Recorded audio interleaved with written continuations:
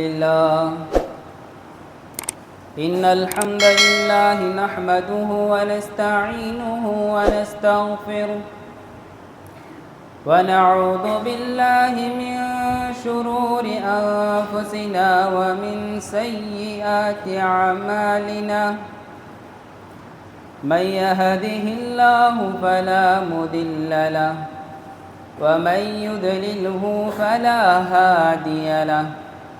وأشهد أن لا إله إلا الله وأشهد أن محمدًا عبده ورسوله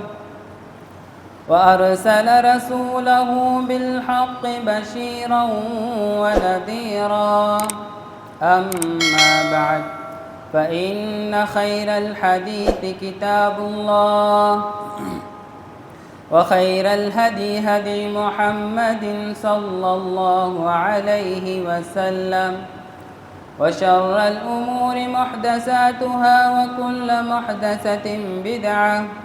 وكل بدعة ضلالة وكل ضلالة في النار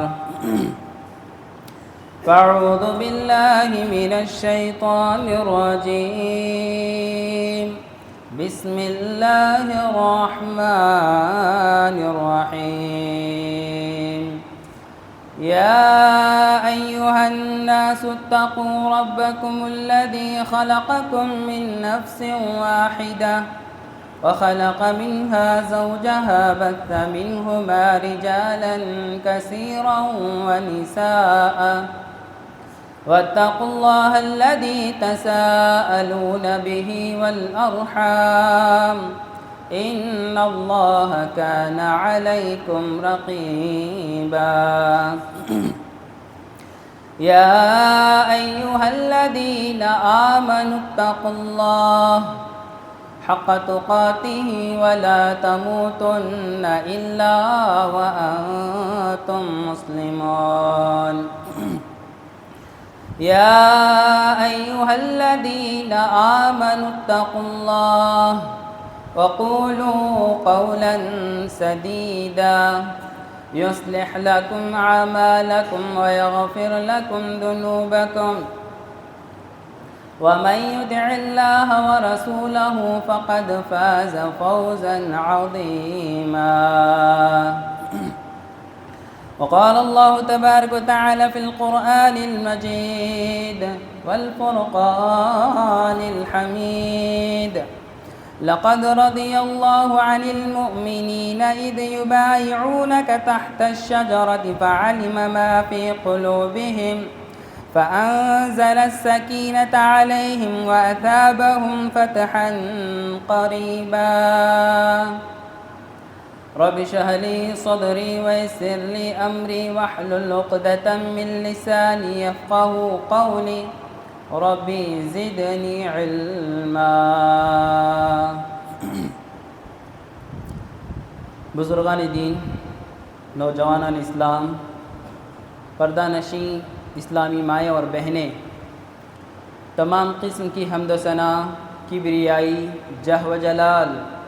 اس وحدہ لا شریک کے لیے لائق و دیبا ہے جس نے لفظ کن کے ذریعے سے اس دنیا کو وجود بخشا اور اس دنیا کے اندر انسانوں کو پیدا کیا اور انسانوں کی ہدایت کے لیے لاکھوں کروڑوں پیغمبروں کو اس دار فانی کے اندر بھیجتا رہا تاکہ بھٹکے ہوئے انسان کو سیدھی راہ دکھا سکے، شرک کے دلدل میں پھنسے ہوئے انسان کو توحید کا راستہ بتا سکے۔ وہی وہ اللہ ہے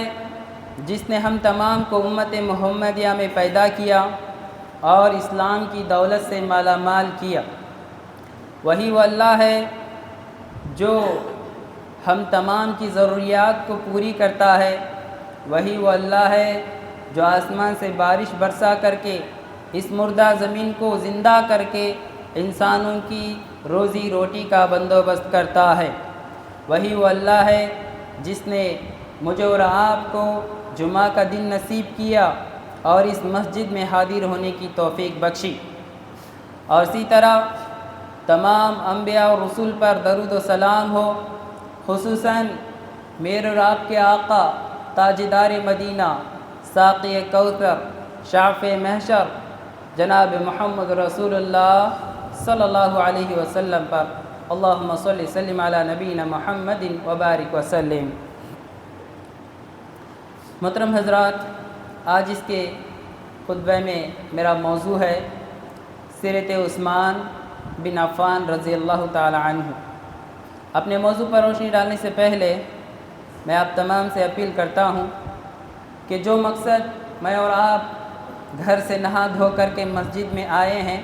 اس مقصد کو یاد رکھتے ہوئے خطبہ جمعہ کو غور سے سننے کی کوشش کریں اور اس پر عمل کرنے کی کوشش کریں۔ اللہ سے دعا ہے کہ اللہ تعالیٰ مجھے قرآن اور حدیث کی روشنی میں حق اور سچ بات کہنے کی توفیق دے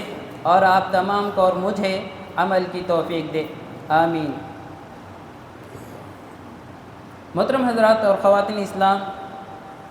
جیسا کہ ہم جانتے ہیں کہ پیارے پیغمبر محمد رسول اللہ صلی اللہ علیہ وسلم کو اللہ رب العالمین نے نبی بنا کر کے اس دنیا میں مبعوث کیا، بھیجا، تو اکثر لوگ چند لوگوں کے علاوہ اللہ کے رسول کی مخالفت کیے، حق بات کا انکار کر بیٹھے، لیکن بعض لوگ پیارے پیغمبر محمد رسول اللہ صلی اللہ علیہ وسلم کی دعوت کو قبول کیا اور اسلام کی دولت سے مالا مال ہوئے، اور جو لوگ پیارے پیغمبر کے اوپر ایمان لائے اور بیعت کر لی تو ایسے لوگوں کو صحابہ کہا جاتا ہے۔ اور اس امت میں بہترین لوگ جو لوگ ہیں وہ صحابہ ہیں، اور صحابہ میں چند صحابہ ایسے ہیں جن کا مقام و مرتبہ بڑا ہی بلند ہے، جیسا کہ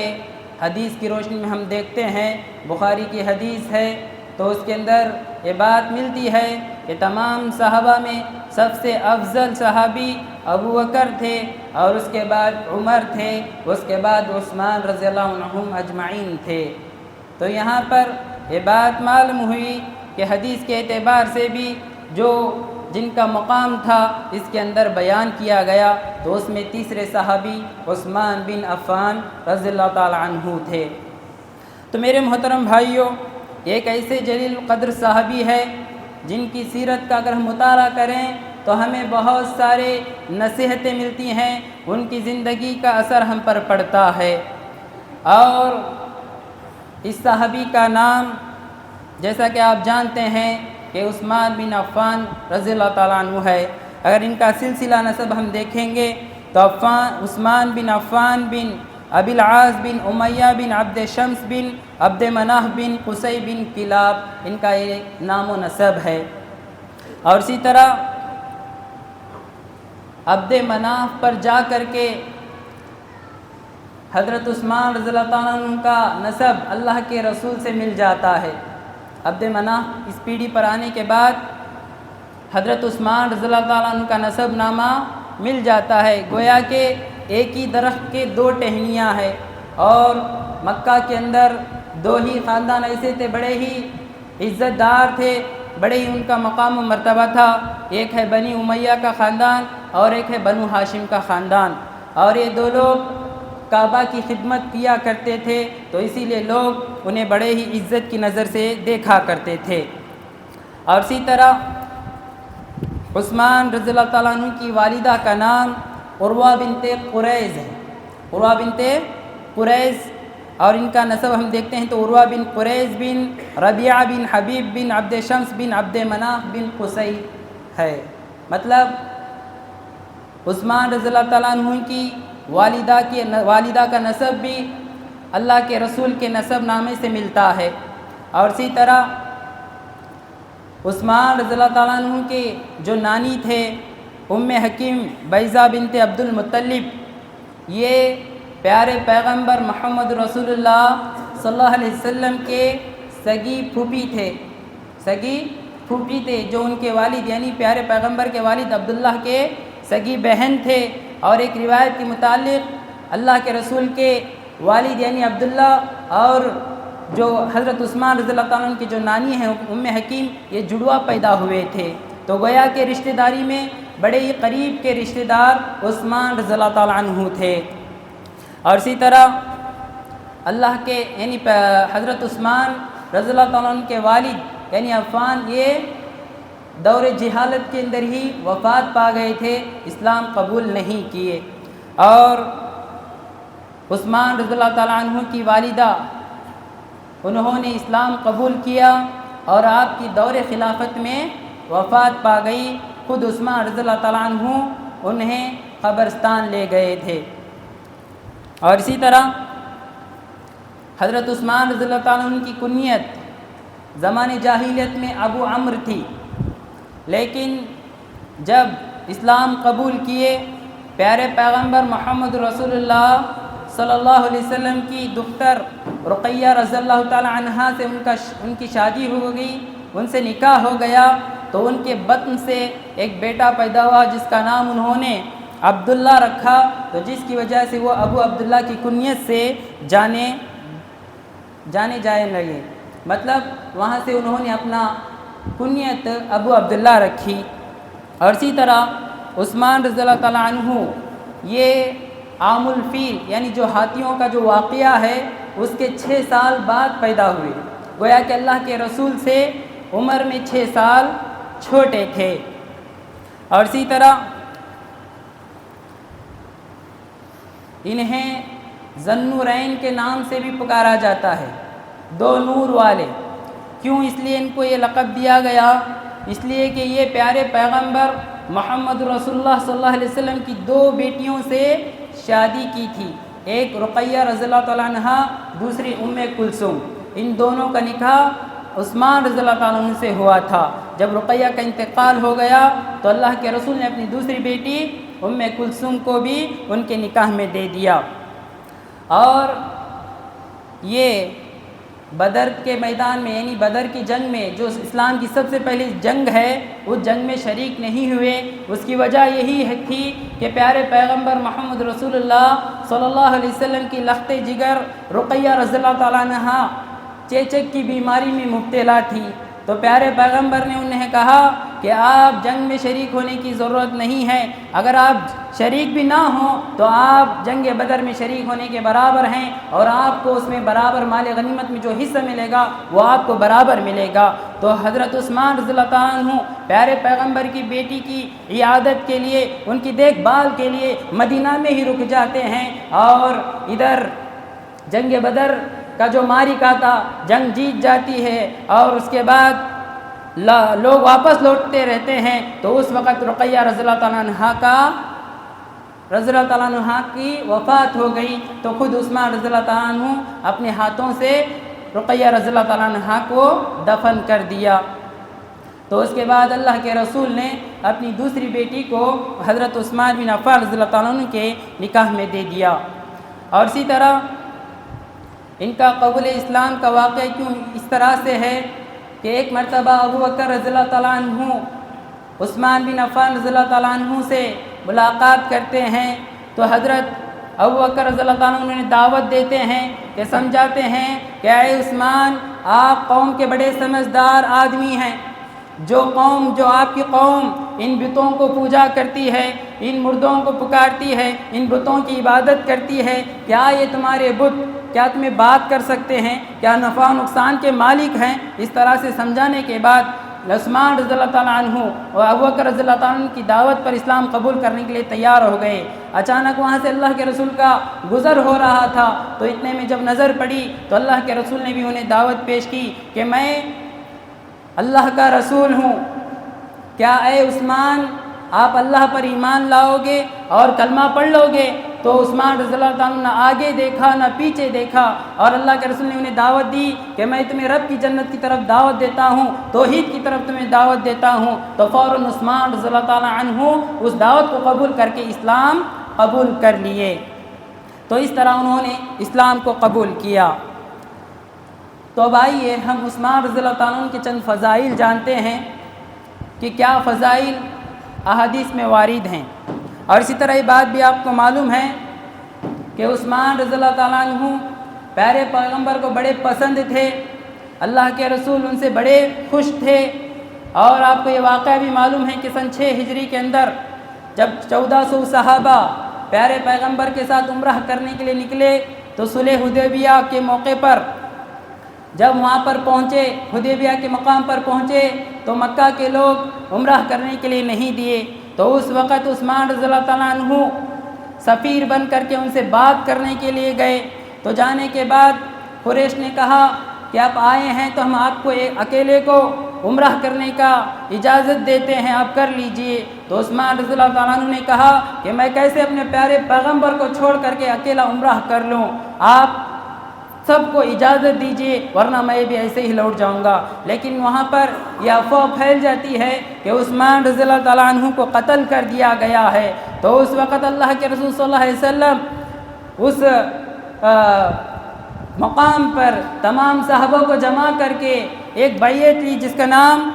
بیعت رضوان تھا۔ تو حدیبیہ کے مقام پر اللہ کے رسول نے اپنا دائیں ہاتھ کو لے کر سامنے بڑھا کر بائیں ہاتھ اس کے اوپر رکھ کر کے کہتے ہیں کہ ہاتھ ید عثمان، یہ عثمان کا ہاتھ ہے اور عثمان بھی اس عہد میں شامل ہے۔ اے میرے پیارے ساتھیوں، تم بھی بیعت کر لو کہ ہم عثمان رضی اللہ تعالیٰ عنہ کے خون کا بدلہ لے کر ہی جائیں گے۔ تو تمام صحابہ عثمان رضی اللہ تعالیٰ عنہ کے خون کا بدلہ لینے کے لیے پیارے پیغمبر کے ہاتھ پر بیعت کر لی۔ تو یہ عثمان رضی اللہ تعالیٰ عنہ ہے جن کے عوض میں پیارے پیغمبر نے ایک بیعت لی اور تمام صحابہ ان کے حق میں، ان کے سپورٹ میں کھڑے ہو گئے اور ان کے خون کا بدلہ لینے کے لیے تیار ہو گئے۔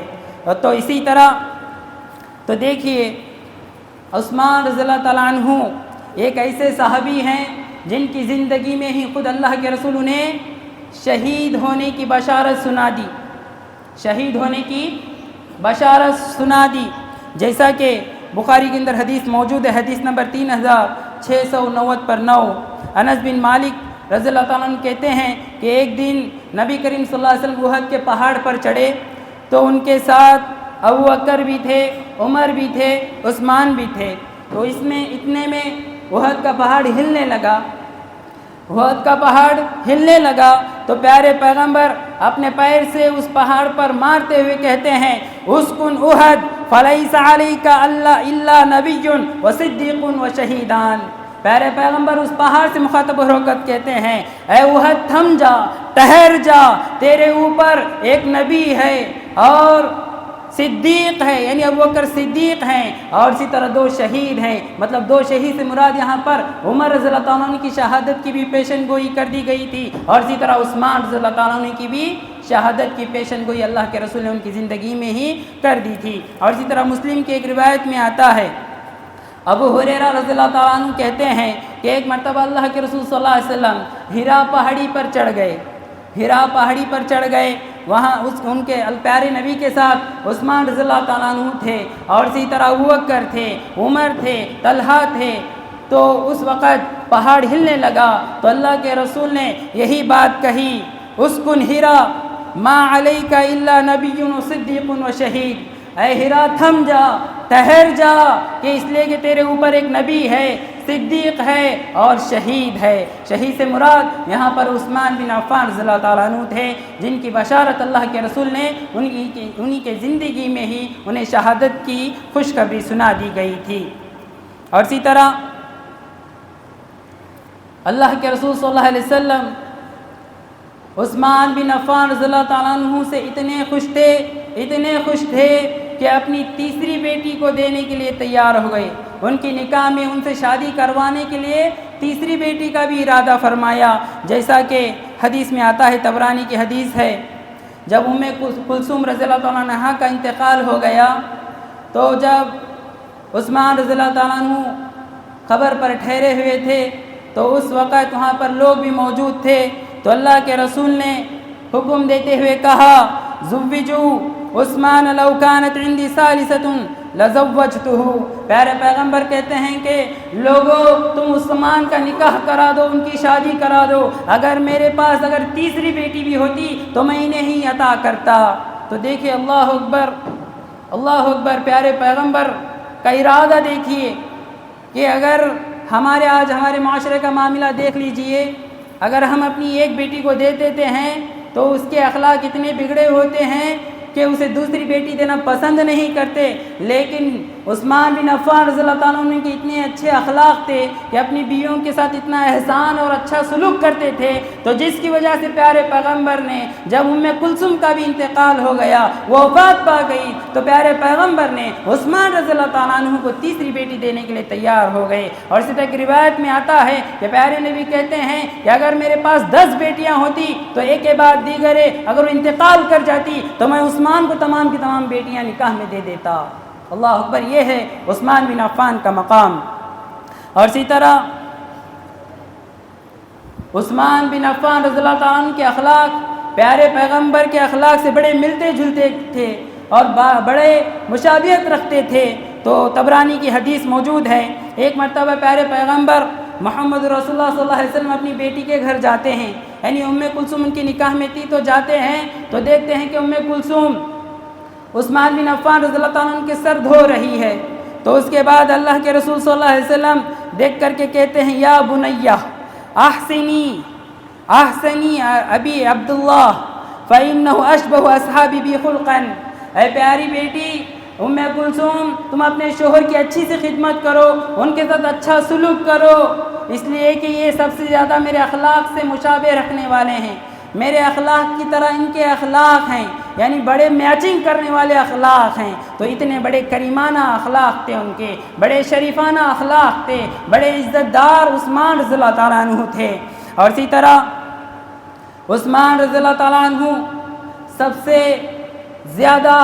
باحیا تھے، شرم کرنے والے تھے، جس کے بارے میں خود اللہ کے رسول کہتے ہیں کہ ترمذی کے اندر حدیث موجود ہے، انس بن مالک رضی اللہ تعالیٰ عنہ کہتے ہیں، ارحم امتی بی امتی ابو بکر، سب سے زیادہ میری امت میں امت پر مہربان ابو بکر ہیں، واشدہم فی امر اللہ عمر، اور دین کے معاملے میں بڑے سخت عمر رضی اللہ تعالیٰ عنہ ہیں، واصدقہم حیاء عثمان بن عفان، اور حیا میں سب سے سچے عثمان بن عفان ہیں۔ اللہ اکبر، سوچئے، غور کیجئے کہ وہ کتنے بڑے حیادار تھے، کتنے بڑے شرمیلے تھے۔ یعنی شرم اور حیا ایک ایسی نعمت ہے جس کی وجہ جس انسان کے اندر آ جائے تو وہ گناہوں کے کاموں سے بچ جائے گا، بےہودہ کاموں سے اپنے آپ کو بچا لے گا اور اپنے آپ کو برے لوگوں سے بچا لے گا۔ اور اسی طرح ان کی فضیلت اس بات سے بھی واضح ہوتی ہے کہ انسان تو چھوڑیے، خود فرشتے بھی عثمان رضی اللہ تعالیٰ عنہ سے حیا کیا کرتے تھے، شرماتے تھے، جیسا کہ مسلم کے اندر حدیث موجود ہے۔ اما عائشہ رضی اللہ تعالیٰ عنہ فرماتی ہیں کہ ایک مرتبہ پیارے پیغمبر محمد رسول اللہ صلی اللہ علیہ وسلم گھر میں لیٹے ہوئے تھے تو پیارے پیغمبر کی پنڈلی نظر آ رہی تھی، ران نظر آ رہا تھا تھوڑا بہت۔ تو اس وقت ابو بکر رضی اللہ تعالیٰ عنہ آئے، دروازہ کھٹکھٹایا تو اللہ کے رسول نے اندر آنے کی اجازت دی، اور اسی طرح عمر رضی اللہ تعالیٰ عنہ آئے اور دروازہ کھٹکھٹایا تو انہیں بھی اندر آنے کی اجازت ملی، وہ بھی آئے، بات کرتے ہوئے بیٹھے، اسی حالت میں بیٹھے۔ اور جب تیسری مرتبہ عثمان رضی اللہ تعالیٰ عنہ آئے، دروازہ کھٹکھٹایا تو اللہ کے رسول کہتے ہیں، یعنی اللہ کے رسول سیدھا اٹھ کر کے بیٹھ جاتے ہیں اور اپنا کپڑا سمیٹ لیتے ہیں۔ اور جب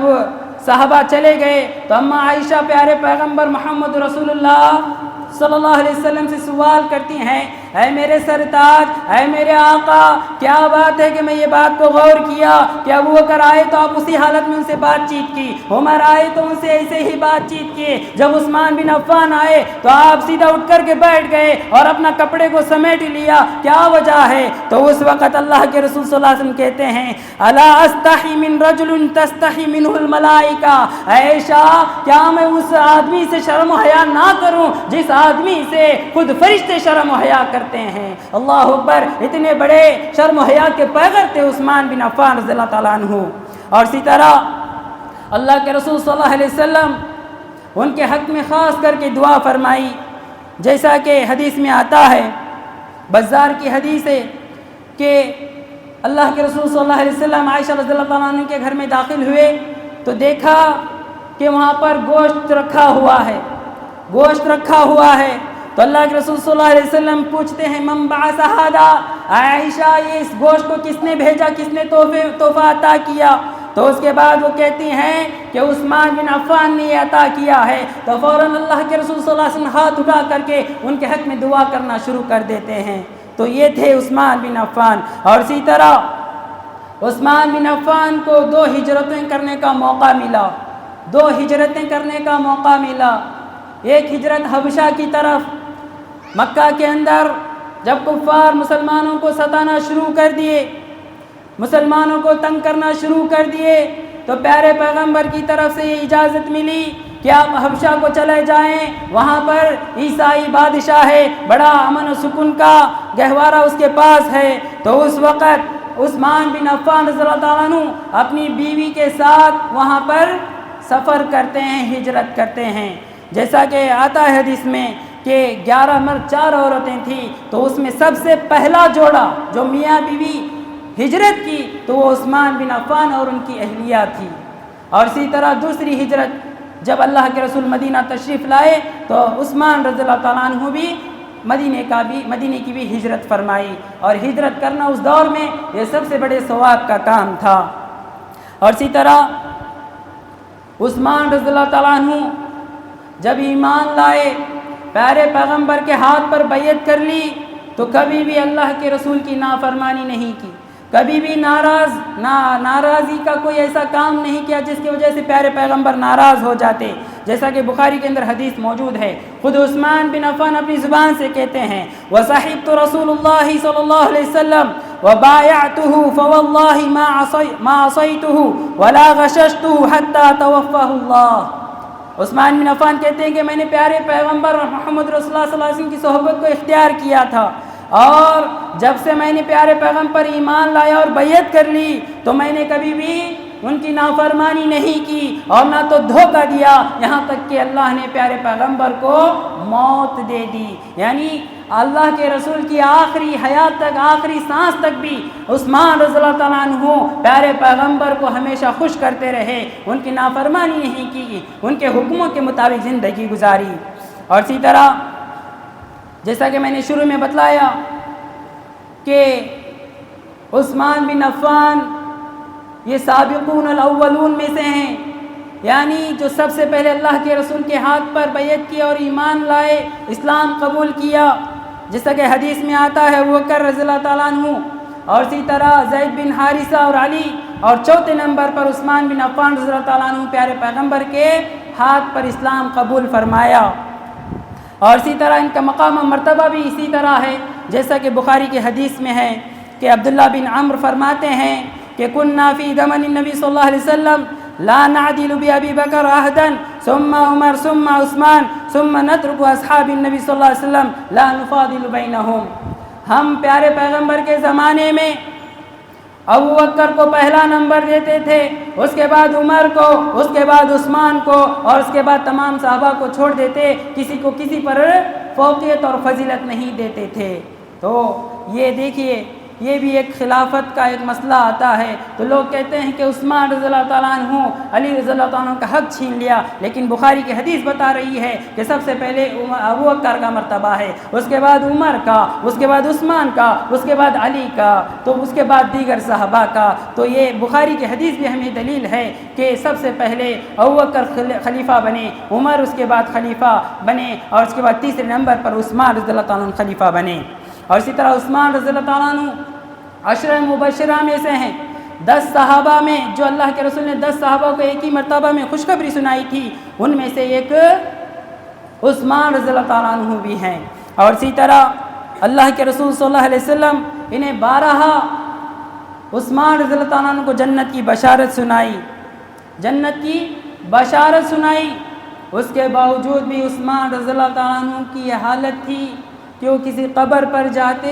تو اتنا زارو قطار روتے کہ ان کی داڑھی مبارک بھیگ جایا کرتی تھی، جیسا کہ ترمذی کے اندر حدیث موجود ہے۔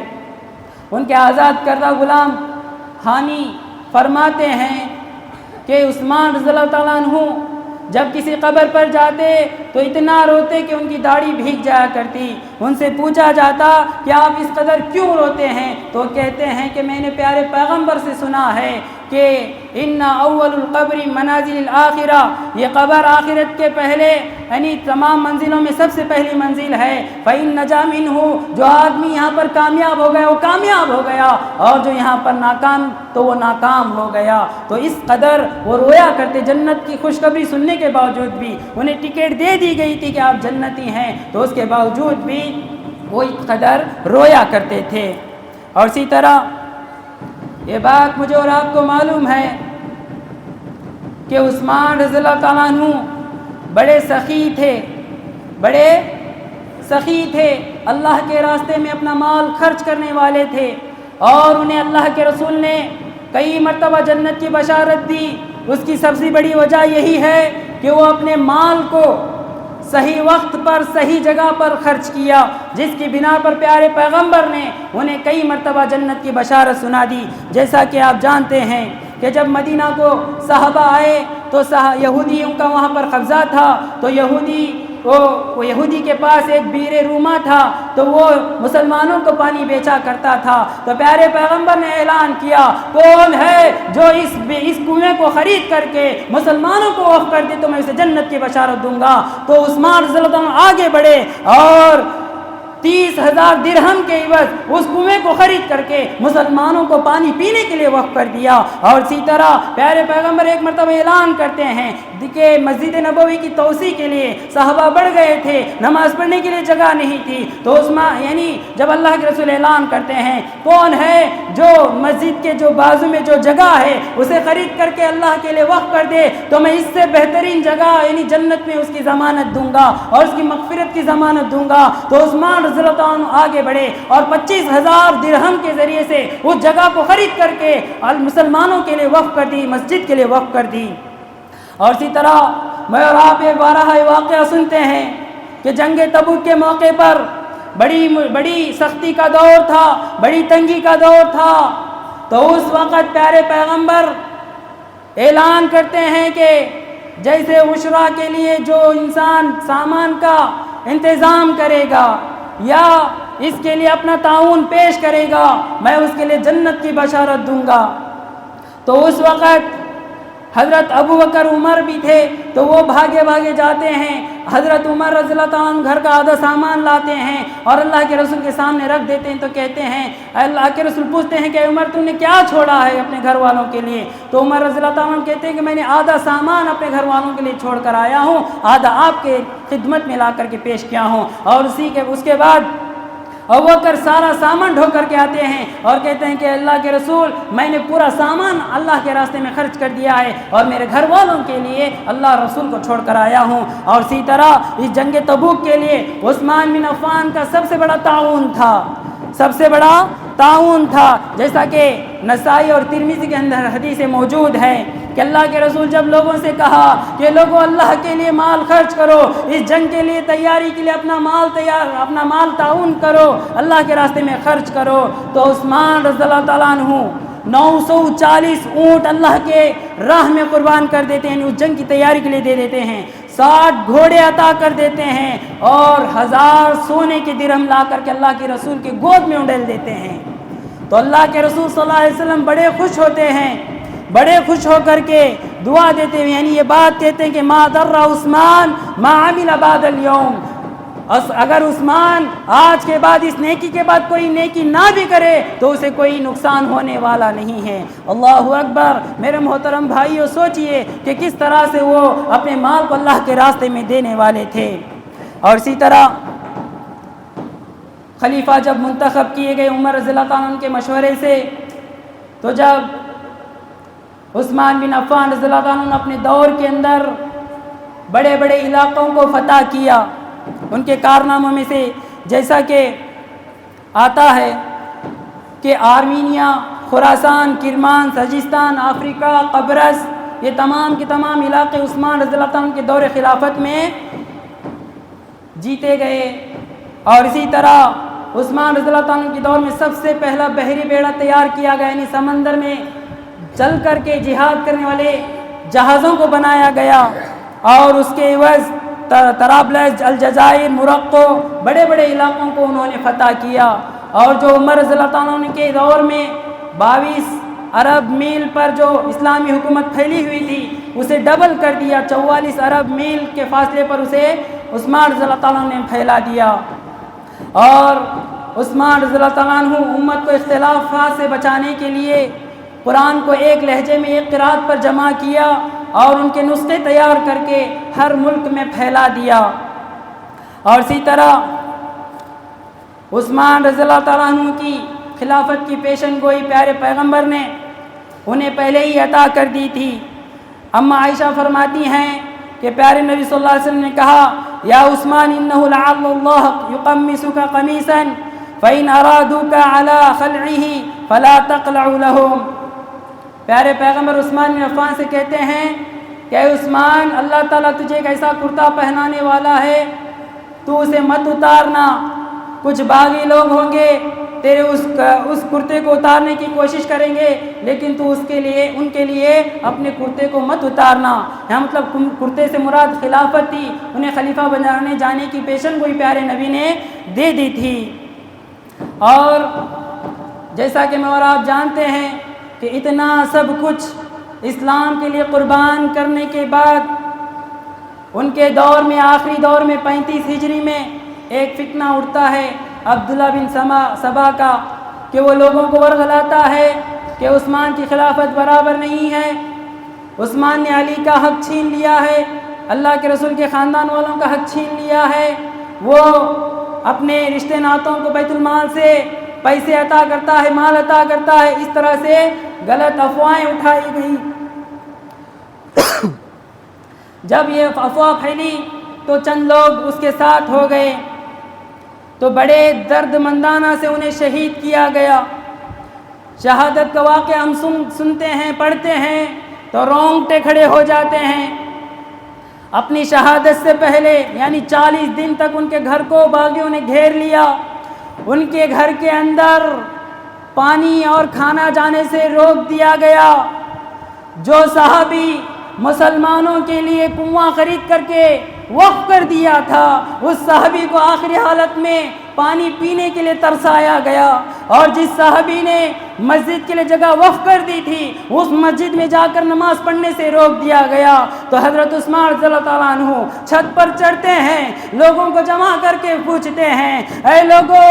آپ بتاؤ کیا جب اللہ کے رسول نے حکم دیا تھا کہ کون ہے جو بیر روما مسلمانوں کے لیے خرید کر کے فروخت کر دے، تو کیا میں نے اپنے پیسوں سے اس کنویں کو خرید کر کے نہیں عطا کیا تھا؟ کیوں مجھے پانی پینے سے روکتے ہو؟ اور اسی طرح کہتے ہیں کہ کیا اللہ کے رسول نے یہ نہیں کہا تھا کہ کون ہے جو مسجد کے لیے جگہ خرید کر دے، تو میں نے اپنے پیسوں سے مسجد کے لیے جگہ وقف کر دی تھی۔ اور اللہ کے رسول نے جب اعلان کیا تھا کہ کون ہے جو جنگ تبوک کے لیے تعاون کرے گا میں اس کو جنت کی بشارت دے دوں گا، تو کیوں آپ مجھے مارنے کے لیے تلے ہوئے ہو؟ حالانکہ پھر یہ بات بھی کہتے ہیں کہ لوگوں تم مجھے میرے قتل کرنے پر کیوں اڑے ہو، کیوں تیار ہو؟ کیا حالانکہ اسلام میں 3 وجہ سے ایک انسان کا خون جائز ہے۔ ایک کہ شادی شدہ آدمی زنا کر لے تو اسے قتل کیا جا سکتا ہے، اور اسی طرح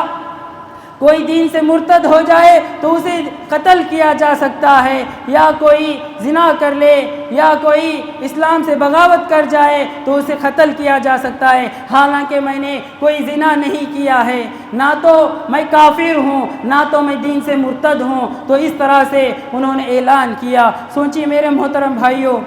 جب آخری دن سے پہلے حضرت عثمان رضی اللہ تعالیٰ عنہ اپنی بیوی سے کہتے ہیں کہ میں نے آج خواب میں دیکھا کہ نبی اور ابو بکر عمر مجھ سے کہہ رہے تھے کہ کل کی افطاری ہمارے پاس کرنا، مجھے اب یقین ہو گیا ہے کہ میری شہادت ہونے والی ہے۔ تو عثمان بن عفان رضی اللہ تعالیٰ عنہ قرآن سے بڑے لگاؤ رکھنے والے تھے، قرآن پڑھ رہے تھے، روزہ رکھ لیے تھے۔ سحر کے وقت باغیوں نے چھت پر سے کود کر کے اندر داخل ہو گئے، عثمان رضی اللہ عنہ کو پکڑ کر کے ان کی انگلیاں کاٹی، تو عثمان رضی اللہ عنہ نے کہا کہ یہی وہ انگلیاں تھی جو پیارے پیغمبر کی وحی جب نازل ہوتی تو پیارے پیغمبر کے کہنے کے مطابق میں نے قرآن کی لمبی لمبی صورتوں کو انہی انگلیوں سے لکھا ہے۔ اور عثمان رضی اللہ عنہ کا گلا گھوڑ دیا جاتا ہے اور ان سے تلوار سے قتل کر دیا جاتا ہے۔ تو ان کے خون کے چتڑے، ان کے خون کے چھینٹے قرآن پر گرتے ہیں اور اس آیت پر گرتے ہیں فَسَيَكْفِيكَهُمُ اللَّهُ، اللہ تعالیٰ ان قریب ان کے لیے کافی ہو جائے گا۔ تو اس طرح سے عثمان رضی اللہ عنہ کو بڑی بے دردی سے شہید کیا گیا اور انہیں قتل کر دیا گیا۔ جب یہ واقعہ اس کی قبر سعد بن ابی وقاص کو پہنچتی ہے تو وہ بڑے